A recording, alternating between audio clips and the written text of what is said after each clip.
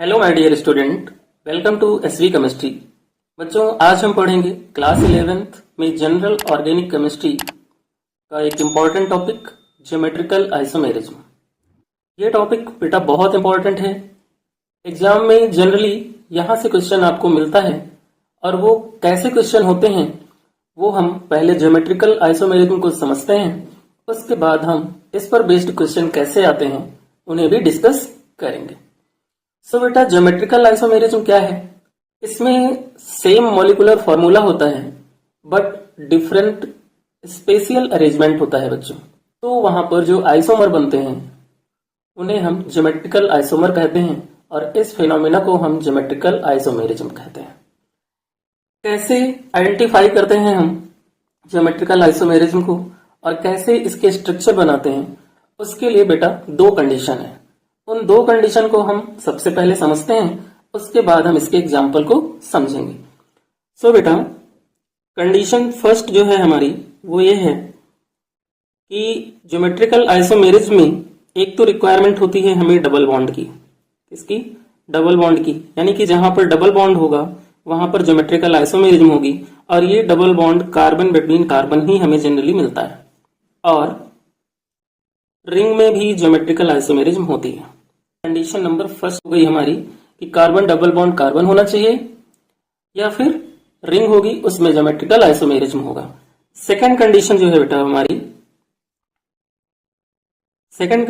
बेटा हमारी वो ये है कि जो यहां पर इसका हम स्ट्रक्चर बनाते हैं, कार्बन डबल बॉन्ड कार्बन का जो स्ट्रक्चर बनाएंगे, स्पेशियल अरेंजमेंट करेंगे, वो हमारा कुछ इस तरीके से होना चाहिए।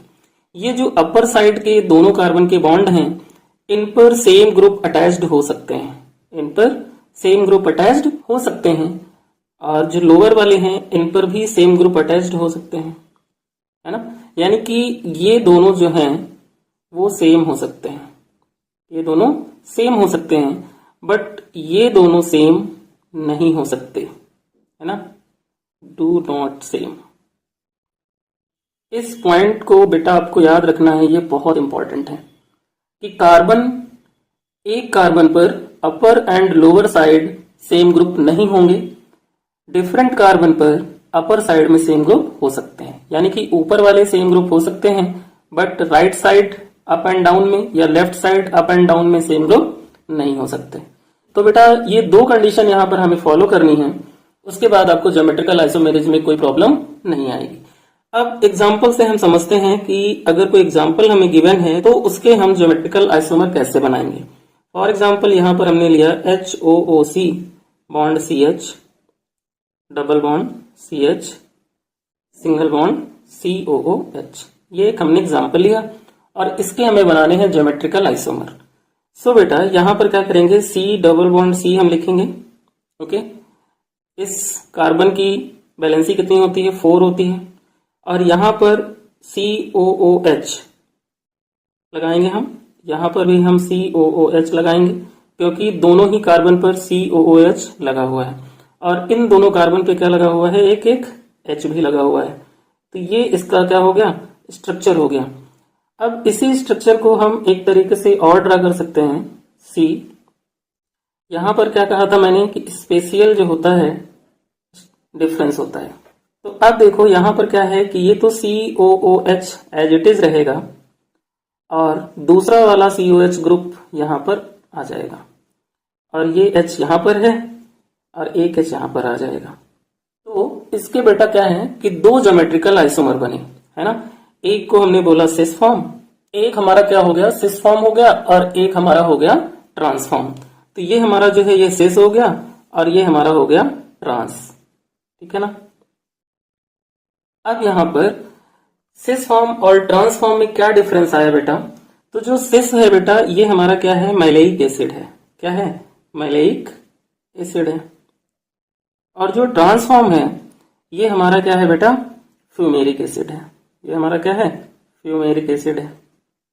दोनों के नेम में क्या हो गया? चेंज आ गया, स्ट्रक्चर चेंज होने से। तो ये एग्जांपल आपको अच्छे से समझ में आ गया कि सिस एंड ट्रांस हम कैसे बनाते हैं। एक नेक्स्ट एग्जांपल लेते हैं बेटा और नेक्स्ट एग्जांपल से हम सिस एंड ट्रांस आइसोमर को और अच्छे से समझते हैं।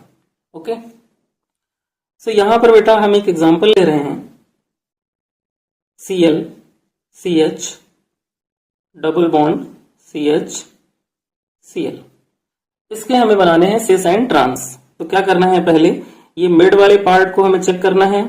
तो यहां पर कार्बन बिटवीन कार्बन क्या है, डबल बॉन्ड लगा है, और इस कार्बन की हम 4 वैलेंसी कवर कर लेते हैं।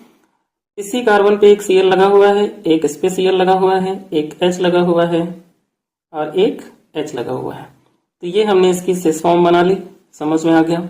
अब इसकी जो ट्रांसफॉर्म है वो कैसे बनेगी, तो carbon between carbon double bond, और इसकी हो गई क्या 4 वैलेंसी, और एक Cl यहाँ है तो एक Cl यहाँ पे कर देंगे, और H नीचे से उठा करके एक H हम यहाँ पे शिफ्ट कर देंगे। ओके बेटा, ये ऐसे, तो ये हमारी क्या हो गई, ट्रांसफॉर्म हो गई। तो ये हमारे आइसोमर हो गए Cl CH double bond CH Cl के, एक सिस हुआ और एक ट्रांस हुआ।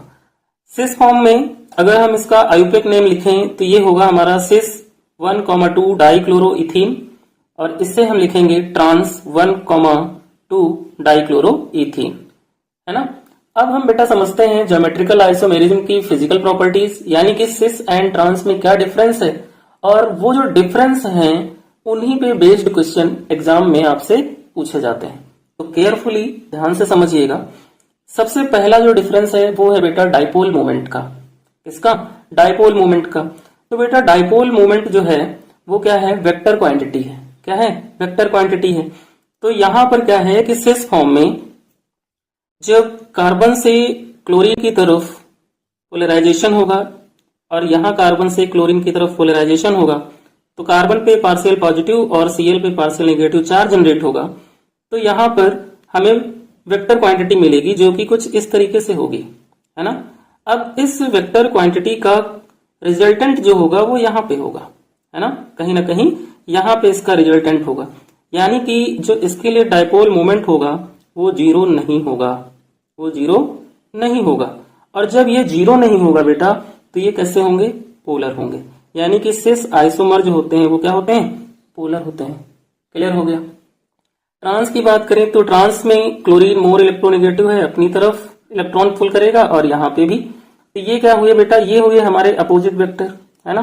और अपोजिट वेक्टर जो होते हैं वो क्या होते हैं, कैंसिल आउट हो जाते हैं। तो जब ये कैंसिल आउट होंगे तो यहाँ पर मैग्नेटिक मोमेंट की जो वैल्यू आएगी वो क्या हो जाएगी, 0 हो जाएगी। क्लियर हो गया। जिसका डाइपोल मोमेंट 0 होता है वो क्या होता है बेटा, नॉन पोलर होता है। ओके, तो सिस फॉर्म हो गई पोलर और ट्रांसफॉर्म हो गई नॉन पोलर। क्यों हुई ये आपको समझ में आ गया। अब यहां पर बात आती है बेटा सोल्युबिलिटी की। तो सोल्युबिलिटी इन वाटर की बात हम करें, सोल्युबिलिटी इन वाटर। तो वाटर बेटा क्या है, पोलर कंपाउंड है। कैसा है, पोलर कंपाउंड है। तो पोलर कंपाउंड जो है बेटा वो पोलर में इजिली डिसॉल्व होगा। पोलर कंपाउंड पोलर में क्या होगा, इजिली डिसॉल्व होगा। इतना क्लियर हो गया, है ना। तो बेटा यहाँ पे जो ये सिस फॉर्म है ये क्या है, पोलर है। वाटर भी क्या है, पोलर है। तो सिस फॉर्म जो होगी वो क्या होगी, मोर सोल्यूबल होगी इन वाटर में, more soluble in water. Reason पता चल गया, क्योंकि वाटर भी पोलर है और सिस फॉर्म भी क्या है, पोलर है। इतना क्लियर हो गया। और ट्रांस की जो पोलैरिटी है बेटा वो सिस से क्या होगी, कम होगी। ओके, नेक्स्ट जो पॉइंट है यहाँ पर, या नेक्स्ट जो डिफरेंस है वो है बॉइलिंग पॉइंट का। तो बेटा बॉइलिंग पॉइंट के लिए हमें क्या चाहिए होता है, डाइपोल मोमेंट चाहिए होता है। और जिसका डाइपोल मोमेंट कुछ ना कुछ होगा उसके लिए जब हम बॉयल करेंगे तो ज्यादा हीट करना पड़ेगा, है ना। जब हम इसको बॉयल करेंगे तो हमें इसे क्या करना पड़ेगा, ज्यादा हीट करना पड़ेगा। क्यों, क्योंकि यहाँ पर कुछ ना कुछ इसकी पोलैरिटी है। तो इसका जो बॉइलिंग पॉइंट होता है बेटा वो होता है क्या, मोर। और किसकी वजह से होता है, पोलैरिटी की वजह से। क्लियर हो गया। अब हम बात करें बेटा अगर मेल्टिंग पॉइंट की, तो मेल्टिंग पॉइंट जो है बेटा वो नॉन पोलर का मोर होता है, यानी कि ट्रांसफॉर्म का मेल्टिंग पॉइंट मोर होता है, यानी कि इसके होता है जस्ट अपोजिट, बॉइलिंग पॉइंट का जस्ट अपोजिट। अब यहां पर जो मेल्टिंग पॉइंट है वो ट्रांसफॉर्म का मोर क्यों है, उसके पीछे का क्या रीजन है। सो बेटा क्योंकि इसकी पैकिंग अच्छी है, इसकी पैकिंग अच्छी है। पैकिंग से मतलब ये है कि ये यहां से स्टार्ट होके यहां तक है, तो पैकिंग इसकी क्या है, बहुत अच्छी है। और जब पैकिंग अच्छी होती है तो इसका मतलब ये होती है कि ये सिमेट्रिकल है ना। तो पैकिंग अच्छी होने की वजह से हमें इसे क्या करना पड़ेगा, ज्यादा हीट करना पड़ेगा, जिससे ट्रांसफॉर्म का मेल्टिंग पॉइंट बेटा क्या होगा, बढ़ जाएगा। ओके बेटा, तो एक तो हमारा क्वेश्चन बना सोल्युबिलिटी पर, एक हमारा क्या बना बॉइलिंग पॉइंट पे, एक हमारा क्वेश्चन बना मेल्टिंग पॉइंट पे, और एक हमारा क्वेश्चन बना पोलर एंड नॉन पोलर पर, यानी कि किसका डायपोल मोमेंट 0 होगा और किसका डायपोल मोमेंट नॉन जीरो होगा। तो ये कुछ ऐसे डिफरेंस हैं या कुछ ऐसी फिजिकल प्रॉपर्टीज हैं जिन पर बेस्ड क्वेश्चन एग्जाम में आपको मिलते हैं। सो बच्चों, आपको ज्योमेट्रिकल आइसोमेरिज्म का फुल कॉन्सेप्ट और उस पे बेस्ड क्वेश्चन एग्जाम में कैसे आते हैं ये बहुत अच्छे से समझ में आ गया होगा। अगर कॉन्सेप्ट आपको समझ में आया हो और वीडियो आपको अच्छी लगी हो तो चैनल को सब्सक्राइब कीजिएगा, वीडियो को लाइक कीजिएगा और वीडियो को शेयर करना मत भूलिएगा। मिलते हैं बेटा नेक्स्ट वीडियो में।